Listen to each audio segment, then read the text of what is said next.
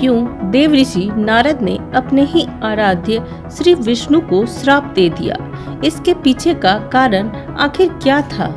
नारायण का नाम हमेशा ही नारद मुनि के मुख पर रहता है और हर लोक की खबर रखने वाले नारद ऋषि के साथ आखिर ऐसा क्या घटित हो गया जिसने नारद ऋषि को इस तरह से मजबूर कर दिया कि वे श्री विष्णु को, जो कि उनके ही आराध्य थे, जिनकी पूजा वो हमेशा किया करते थे और उन्हीं का ही नाम उनके जिह्वा पर हमेशा रहता था, उन्हें श्राप दे दिया। आइए जानते हैं। हमारे सनातन धर्म के अनुसार पुराणों में इस प्रकार से लिखा गया है कि देवऋषि नारद जी का जन्म ब्रह्मा जी के कंठ से हुआ है। देवऋषि नारद विभिन्न प्रकार की शिक्षा ग्रहण कर चुके थे। उन्होंने संगीत की शिक्षा ली थी और माया के विविध रूप उन्हें स्वयं भगवान विष्णु ने समझाए थे। नारद मुनि को देवऋषि की भी उपाधि दी गई है। इसका कारण बस इतना ही है कि नारद मुनि देवताओं के ऋषि माने जाते हैं और उन्हें आचार्य के रूप में सम्मानित किया जाता है। देवर्षि नारद को महर्षि व्यास, महर्षि वाल्मीकि और महाज्ञानी सुखदेव का गुरु भी माना जाता है। कहते हैं कि दक्ष प्रजापति के पुत्रों को नारद जी ने संसार से निवृत्ति की शिक्षा दी थी। नारद मुनि को अमरता प्राप्त है और कई शास्त्रों में इन्हें विष्णु का अवतार भी माना जाता है। नारद मुनि त्रिकालदर्शी हैं। वे किसी का भी भूत, भविष्य और वर्तमान जान सकते हैं। देवऋषि नारद भगवान विष्णु के इतने बड़े भक्त हैं कि वे हमेशा ही मधुर तान बीना पर बजाते रहते हैं और विष्णु जी का गुणगान करते रहते हैं। वे अपने मुख से हमेशा ही नारायण नारायण का जाप करते हुए विचरते रहते हैं। नारद मुनि हमेशा ही नारायण भक्तों की रक्षा भी करते रहते हैं, जैसा कि उन्होंने भक्त प्रहलाद की रक्षा करके यह साबित किया कि वे नारायण के कितने बड़े भक्त हैं। नारद मुनि ने स्वयं ही भगवान विष्णु का विवाह माता लक्ष्मी, जो कि भृगु की कन्या थी, उनके साथ करवाया था।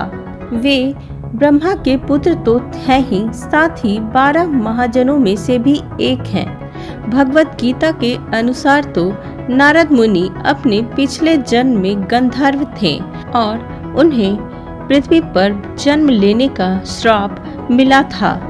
चूँकि भगवान विष्णु ने ही नारद मुनि को माया का ज्ञान करवाया था, इसीलिए भगवान विष्णु की कृपा से ये सभी युगों और तीनों लोकों में, ब्रह्मांड में कहीं भी प्रकट हो सकते थे। और चूँकि नारद ऋषि कहीं भी किसी भी स्थान पर जा आ सकते थे, अतः उन्हें सभी स्थानों की खबर रहती थी और इसीलिए उन्हें संपूर्ण ब्रह्मांड का प्रथम संवाददाता भी कहा जाता है। भगवान विष्णु और नारद मुनि दोनों में अथाह प्रेम था, लेकिन फिर भी कई बार ऐसी परिस्थितियां जन्म ले लेती थीं जिसके कारण नारद मुनि और भगवान विष्णु के बीच कई बार परिस्थितियां खराब हो जाती थीं और इन सभी का पता हमें पुराणों और कथाओं से चलता है। नारद मुनि और भगवान विष्णु के बीच का प्रेम और श्राप से जुड़ी कई कथाएं प्रचलित हैं, जो हमें अपने शास्त्रों में झांकने पर प्रस्तुत होती हैं। इन कथाओं के कई संस्करण भी हैं और इन सभी कथाओं में से एक कथा काफी प्रचलित है, जो इस प्रकार से है। एक बार की बात है, नारद मुनि को एक बार एक सुंदर राजकुमारी से प्यार हो जाता है और वो उससे शादी करना चाहते हैं।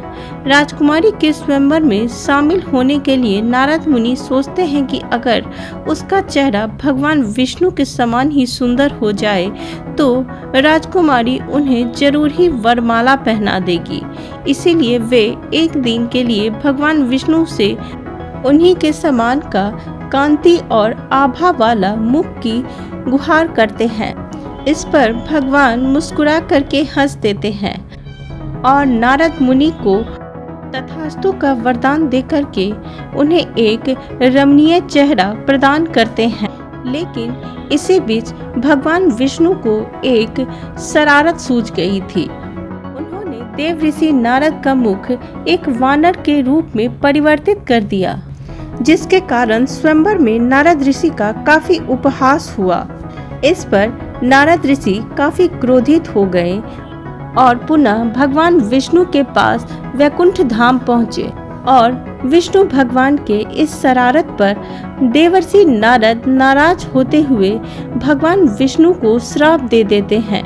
वे भगवान विष्णु को श्राप देते हुए इस प्रकार से कहते हैं कि जिस प्रकार से आपने मेरा प्रेम विफल कर दिया है, उसी प्रकार से आपको भी अपने प्रियजनों से बिछड़ने का दुख भोगना पड़ेगा।